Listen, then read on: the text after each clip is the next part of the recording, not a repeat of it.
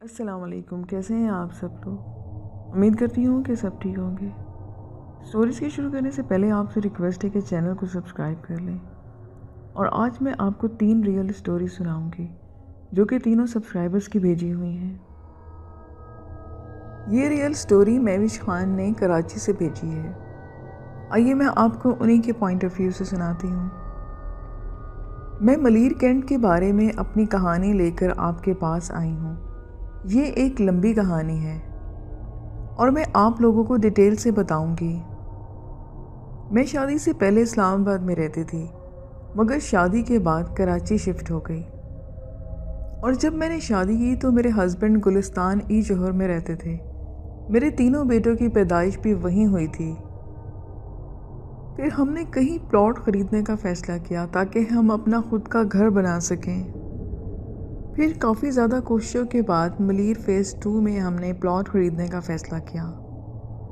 हमें मलीर कैंट में एक महफूज तरीन जगह मिली जहाँ मेरे तीनों बेटे बग़ैर किसी खौफ के खेल सकते थे। फिर हमने अपना प्लॉट बनाने के लिए वहाँ करीब शिफ्ट होने का फ़ैसला किया। तो हमने उस प्लॉट पे कंस्ट्रक्शन करवाने के लिए उसके पास रहने का फ़ैसला किया। उस वक्त मेरे तीनों बेटों की उम्र 3 और 4 और 1 साल की थी। तो हमने अस्करी 5 में एक फ्लैट किराए पर ले लिया। हम अपनी प्लॉट की कंस्ट्रक्शन में बिजी थे। सब कुछ ठीक चल रहा था। इस सारे प्रोसीजर में 2 से 3 माह लग गए और फिर अचानक से बहुत सी चीज़ें चेंज होना शुरू हो गई। पहले तो हम सब एक एक करके बीमार होने लगे। ऐसा होने लगा कि एक दिन हॉस्पिटल में और एक दिन घर में गुजरता। अभी पहले मेरे छोटे बेटे को ब्लड इन्फेक्शन हुआ। वो ठीक हुआ ही था कि मुझे शदीद बुखार हो गया और मैं इतनी बीमार हो गई कि मैं बिस्तर से भी ना उठ सकती थी। मैं अल्लाह से दुआ करती थी कि मुझे ताकत दे ताकि मैं अपने बच्चों को संभाल सकूं। उसके बाद मेरा दूसरा बेटा तकरीबन 10 दिन तक बीमार रहा और फिर उसके बाद मेरा बड़ा बेटा बीमार हो गया। इन सब चक्रों में 2.5 महीने गुजर चुके थे। फिर मेरे शौहर ने कहा कि हम इतना वेट नहीं कर सकते, अभी तक तो हमने नक्शा भी अप्रूव नहीं करवाया और हम कब तक किराए के घर पे रहेंगे। मैं कल जाऊंगा और नक्शा पास करवा के आऊँगा।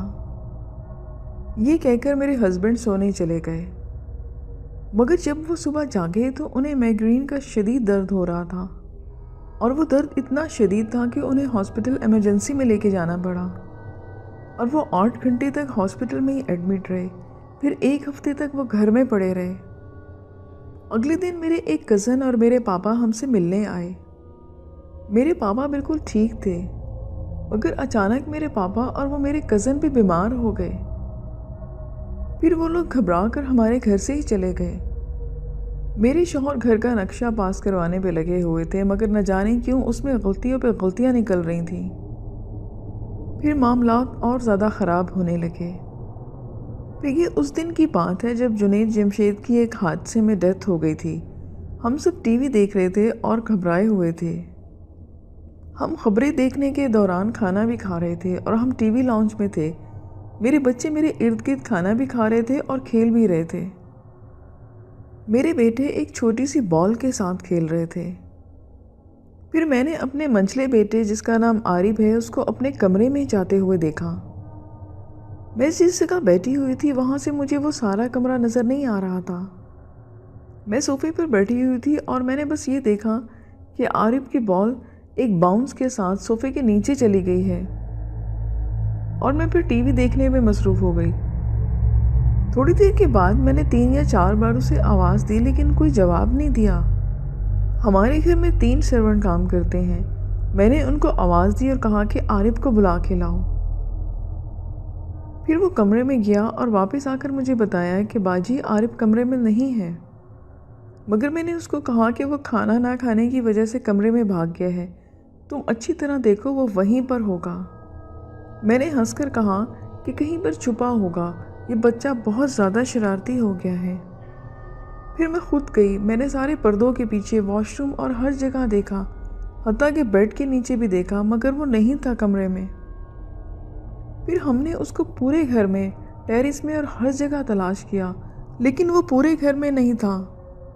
اب میں نے زور زور سے رونا شروع کر دیا کیونکہ ہمارا مین گیٹ 11:30 بجے سے بند تھا اور عارف تو بہت ڈرتا تھا۔ وہ اتنا ڈرتا تھا کہ اکیلا کچن تک بھی نہیں جاتا تھا۔ ہماری بالکل نیو بلڈنگ بن رہی تھی اور آگے پیچھے سب بلڈنگز بن رہی تھیں، تو ہماری اسٹریٹ لائٹس بھی نہیں لگی تھیں اور باہر ایک دم اندھیرا تھا۔ پھر ہم نے ارد گرد کے پڑوسیوں سے پوچھنا شروع کر دیا۔ ہمارے پوچھنے کی وجہ سے کافی لوگ باہر بھی نکل آئے اور ہمارے بیٹے عارف کو ڈھونڈنے لگے۔ میں اور میرے ہسبینڈ بہت پریشان تھے۔ میں تو رو رہی تھی اور میرے ہسبینڈ کہہ رہے تھے کہ ہمیں پولیس کے پاس جانا چاہیے۔ پھر تقریباً 1 گھنٹے کے بعد ایک فیملی جو ہمارے ساتھ ہی رہتی تھی ہماری بلڈنگ کے اندر، وہ ہمارے پاس آئی۔ ان لوگوں کے ساتھ عارف بھی تھا۔ ہمیں شدید حیرت ہوئی کہ عارف ان کے پاس کیسے؟ تو وہ بتانے لگے کہ ہم واک پر جا رہے تھے کہ ہمیں ایک انڈر کنسٹرکشن بلڈنگ کے فرسٹ فلور سے کسی بچے کے رونے کی آوازیں آئیں۔ ہم اوپر گئے اور وہاں دیکھا تو یہ بچہ رو رہا تھا۔ ہمیں شدید حیرت ہوئی کہ ایک 3 سال کا بچہ اس عمارت میں کیسے پہنچ گیا، اور وہ بھی رات کے اتنے وقت میں جہاں پر لائٹ بھی نہیں تھی۔ ہم نے خدا کا شکر ادا کیا، لیکن ساری رات میں سوچتی رہی کہ ہمارا بیٹا اس بلڈنگ میں کیسے پہنچ گیا۔ میرے ہسبینڈ بہت زیادہ پریشان تھے۔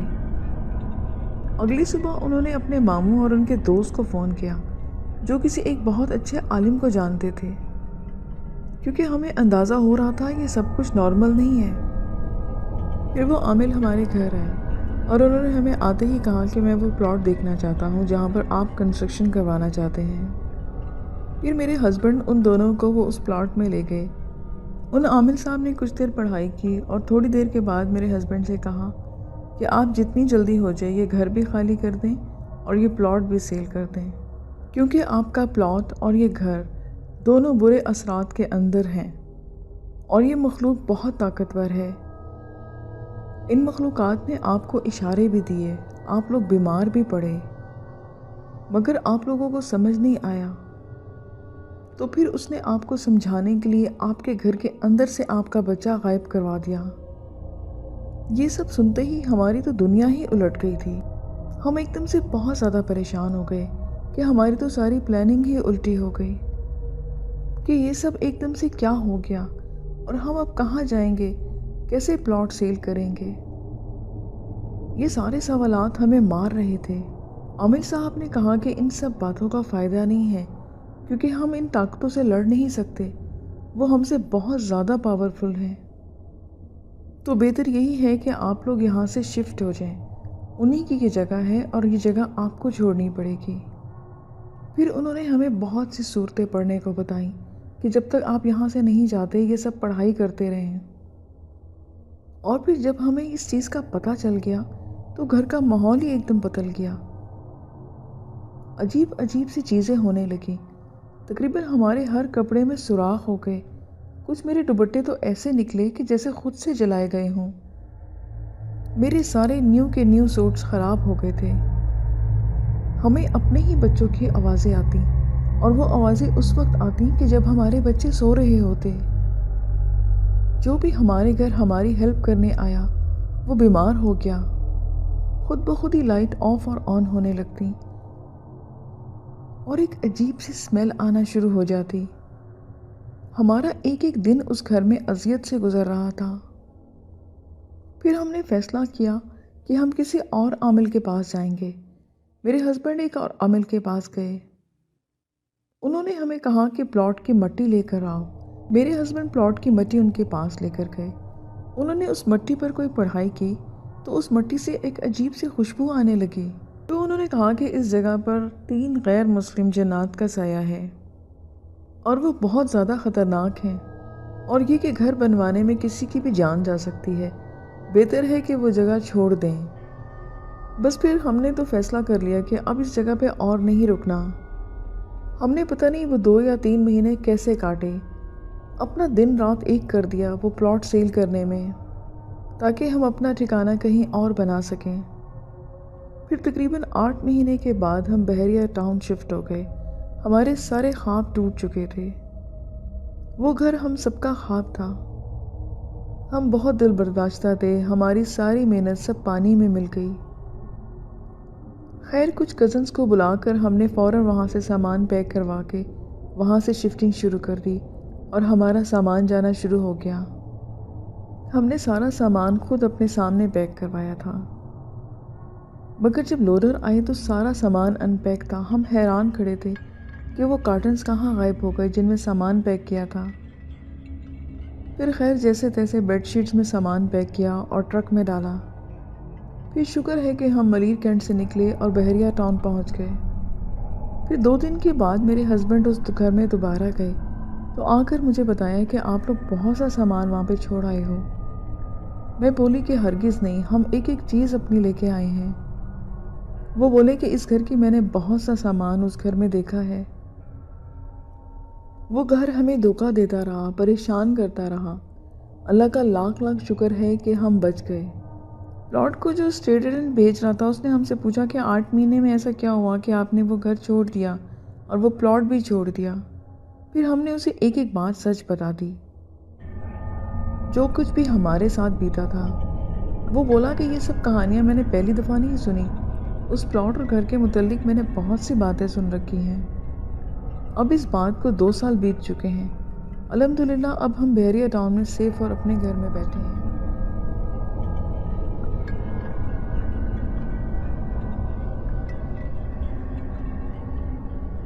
یہ سٹوری فیصل آباد سے رحمان نے سینڈ کی ہے۔ ہمارے گاؤں میں ایک شاہ جی رہتے تھے۔ وہ بہت پڑھے لکھے تھے، ان کے پاس دینی تعلیم بھی بہت تھی، ہر وقت صاف ستھرے رہنے والے اور ایک اچھی شخصیت کے مالک تھے۔ گاؤں کے اکثر لوگ روزانہ عصر کے بعد گاؤں سے باہر ایک تالاب کے پاس لگے پیپل کے بہت بڑے درخت کے نیچے آ کر بیٹھ جاتے اور ایک دوسرے سے اپنے دکھ سکھ شیئر کرتے۔ ایک واقعہ جو انہوں نے سنایا جسے سن کر سب حیران رہ گئے، اور میں بھی، اس لیے کہ میں شاہ جی کے حالات سے اچھی طرح سے واقف تھا۔ شاہ جی بتانے لگے کہ میرے پاس جو گھوڑی ہے، جو آپ سب لوگوں کی دیکھی بھالی ہے، اور یہ بھی کہ وہ مجھے کتنی پیاری ہے، اور آپ لوگوں کو یہ بھی معلوم ہے کہ میں نے اس کو کتنے لاڈوں سے پالا ہے اور ہر روز اس کو کھول کر چھوڑ دیتا ہوں، مگر کسی کے بھی کھیت میں نہیں گھستی اور نہ ہی کسی کے گھر جاتی ہے۔ راستوں اور روڈ کے ارد گرد چرتی رہتی ہے اور عصر سے وقت پہلے گھر پہ آ جاتی ہے۔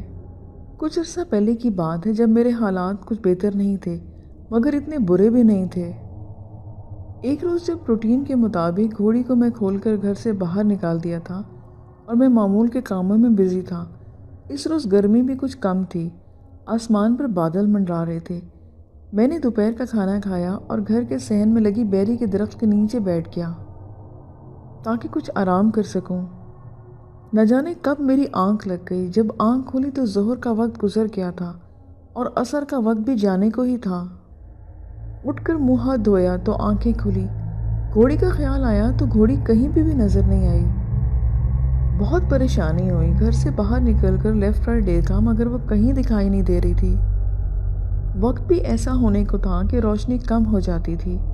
کافی سوچنے کے بعد میں اکیلے ہی ڈھونڈنے چل پڑا۔ ادھر ادھر بھی نظر دوڑا رہا تھا کہ شاید کہیں نظر آ جائے، مگر ایسا نہ ہوا۔ میں گھوڑی کو ان جگہوں پر تلاش کر رہا تھا جہاں جہاں وہ چرنے کو جایا کرتی تھی۔ بہت دیکھا مگر نہ ملی۔ آخر سوچ کر میں نے دیگر جگہوں پر بھی تلاش کرنا شروع کر دیا۔ تلاش کرتے کرتے میں اس جگہ کی طرف چل پڑا جہاں ایک طرف پانی بہتا ہے اور گاؤں کا بہت بڑا کھلیان ہے اور پاس بہت بڑے چھوٹے چھوٹے اور درخت ہیں۔ کچھ دیر کے بعد میں اس جگہ کے قریب تھا۔ میری آنکھیں ادھر ادھر بھی مسلسل تلاش کر رہی تھیں۔ اب عصر ڈھلنے کو تھی۔ کچھ دیر بعد چلتے چلتے جب ایک چھوٹی سی بیری کے پیڑ کے پاس پہنچا جس کے نیچے ایک جھاڑی میں کیا دیکھتا ہوں کہ ایک چھوٹا سا کالا بچہ بیٹھا ہوا ہے۔ اس بچے کی آنکھیں بھوت کی طرح چمک رہی تھیں۔ میں اسے رک کر غور سے دیکھنے لگا اور اس سے بولا کہ اوئے تم کون ہو؟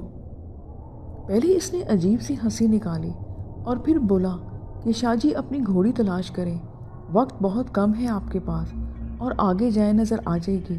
میرے ساتھ باتوں میں اپنا ٹائم ضائع نہ کریں، جلدی جائیں۔ پھر میں آگے بڑھ گیا۔ گھوڑی کی بہت فکر لگی ہوئی تھی، ساتھ ہی ساتھ اس بچے کے بارے میں بھی سوچنے لگا تھا کہ کیا وہ سچ بول رہا تھا کہ یہ جھوٹ بول رہا تھا، کیونکہ یہ چھوٹے قد والے بھوت کے بچے بہت شرارتی ہوتے ہیں۔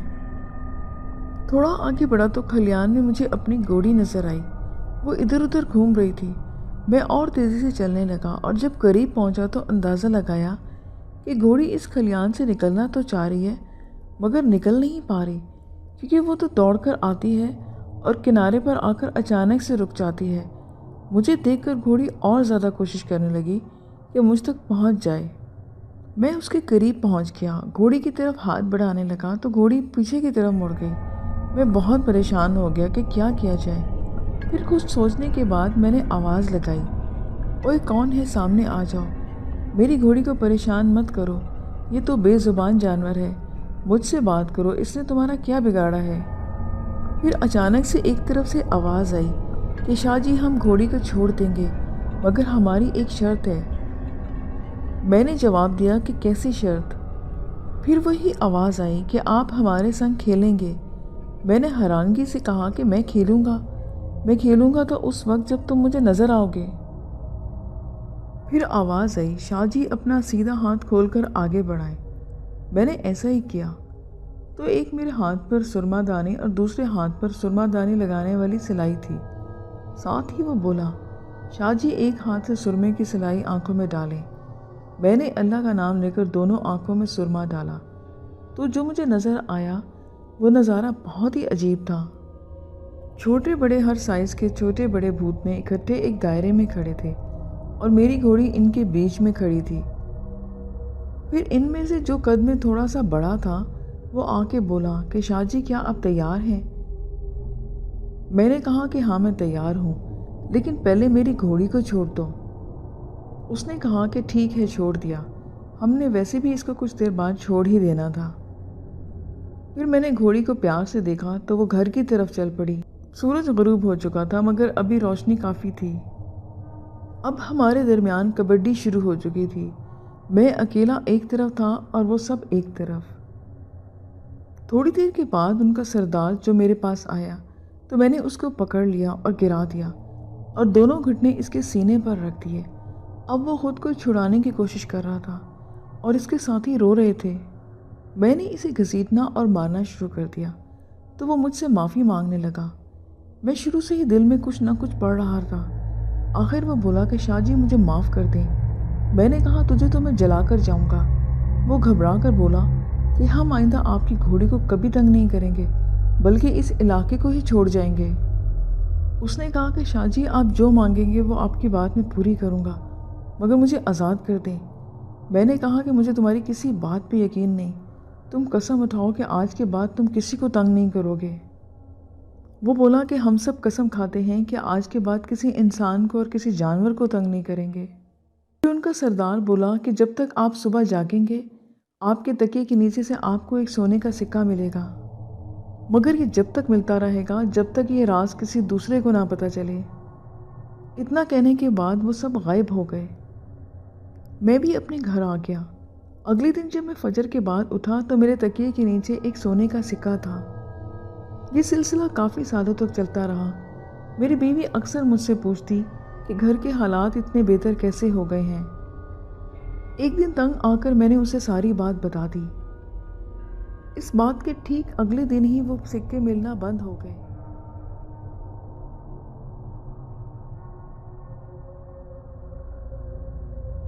دسمبر 2020 میں ہماری فیملی نے گلگت بلتستان جانے کا پلان کیا کیونکہ وہاں ہماری خالہ رہتی تھی اور کافی دنوں سے ہم نے ان سے ملاقات بھی نہیں کی تھی کیونکہ لاک ڈاؤن لگا ہوا تھا۔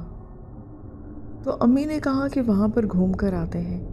میرے خالہ کا گھر ویلی کے پاس ہے جہاں بہت ہی فیمس کرامبر جھیل ہے۔ ابو کے انتقال کے بعد امی نے ہمیں بڑی محنت سے پالا ہے اور ہمارے خالہ اور خالو نے بھی ہمیں سپورٹ کیا ہے۔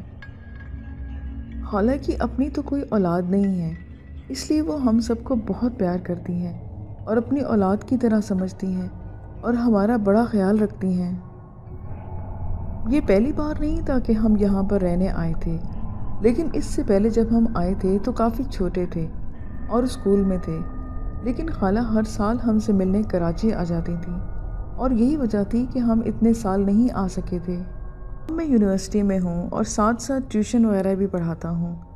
بچپن سے ہی مجھے جھیل وغیرہ گھومنے کا بہت شوق ہے، اس لیے اس بار میں کچھ زیادہ ہی مزے سے آ رہا تھا اور یہ سوچ رہا تھا کہ میں جھیلیں دیکھوں گا۔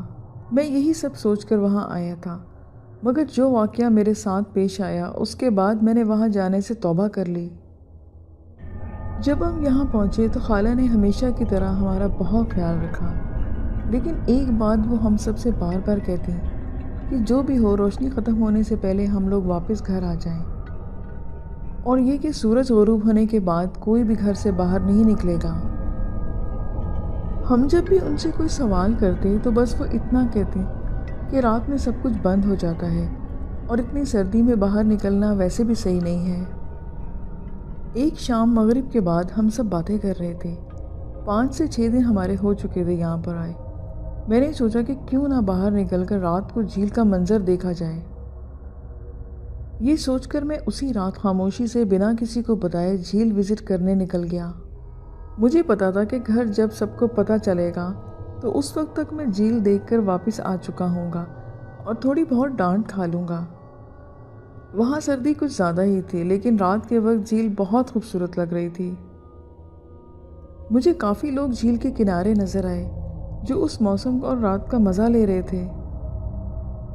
یہ سب دیکھتے دیکھتے میں کافی آگے نکل گیا اور آسمان دیکھتے دیکھتے ایکچوئل روڈ سے ہٹ کر برف پر چلنے لگا۔ پھر کچھ دیر کے بعد مجھے فیل ہوا کہ میرے پیچھے بھی کچھ لوگ چل رہے ہیں، کیونکہ مجھے ان کی باتوں کی آوازیں آ رہی تھیں اور چلنے کی آوازیں بھی آ رہی تھیں۔ اور جب میں نے پیچھے مڑ کر دیکھا تو وہاں کوئی نہ تھا سوائے روڈ کی دوسری طرف کھڑی ایک بوڑھی عورت کے، جو مجھے بالکل صاف نظر آ رہی تھی۔ وہ 80 سال کی ہوگی، جو روڈ کے ساتھ کھڑی تھی اور مجھے ہی دیکھ رہی تھی۔ اس عورت نے کوئی گرم کپڑے بھی نہیں پہنے ہوئے تھے۔ یہ بات میرے لیے کافی پریشانی کی تھی۔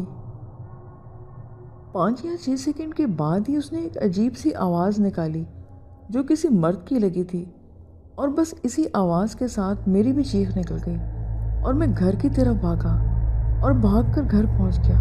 خالہ اور خالو سے مجھے بہت زیادہ ڈانٹ پڑی۔ پھر میں اپنے روم میں اپنے بھائیوں کے ساتھ آ کر لیٹ گیا۔ وہ آواز اتنی خطرناک تھی کہ ابھی تک میرے جسم اور دماغ پر حاوی تھی اور مجھے نیند بھی نہیں آ رہی تھی۔ شاید ایک بار مجھے نیند بھی آئی، لیکن خواب میں بھی مجھے وہی عورت نظر آئی اور اس آواز نے مجھے ایک بار پھر جگا دیا۔ میں اٹھ کر بیٹھ گیا اور رونے لگا۔ پتہ نہیں کس وقت فجر کی اذان کی آواز آئی اور میری خالہ بھی اس کے بعد روم میں آ گئی۔ مجھے روتا دیکھ کر وہ گھبرا گئیں۔ مجھے بہت تیز بخار ہو گیا تھا۔ انہوں نے مجھے دوا دی اور میرے ساتھ بیٹھ کر مجھ پر کچھ دعائیں پڑھ کر پھونکنے لگیں۔ تھوڑی دیر کے بعد مجھے نیند آ گئی اور اگلے دن میں دن کے وقت اٹھا اور سب کو وہ واقعہ بتایا۔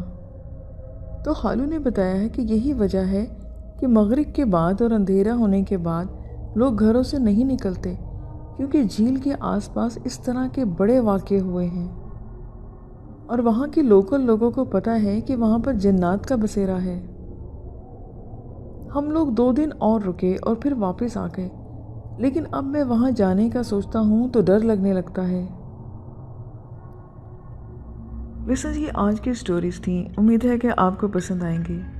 پھر نیکسٹ ویڈیو میں ملیں گے نیو سٹوریز کے ساتھ۔ اگر ویڈیو اچھی لگی ہے تو لائک اینڈ شیئر ضرور کیجیے گا۔ مجھے اجازت دیجیے، اپنا بہت خیال رکھیں۔ خدا حافظ۔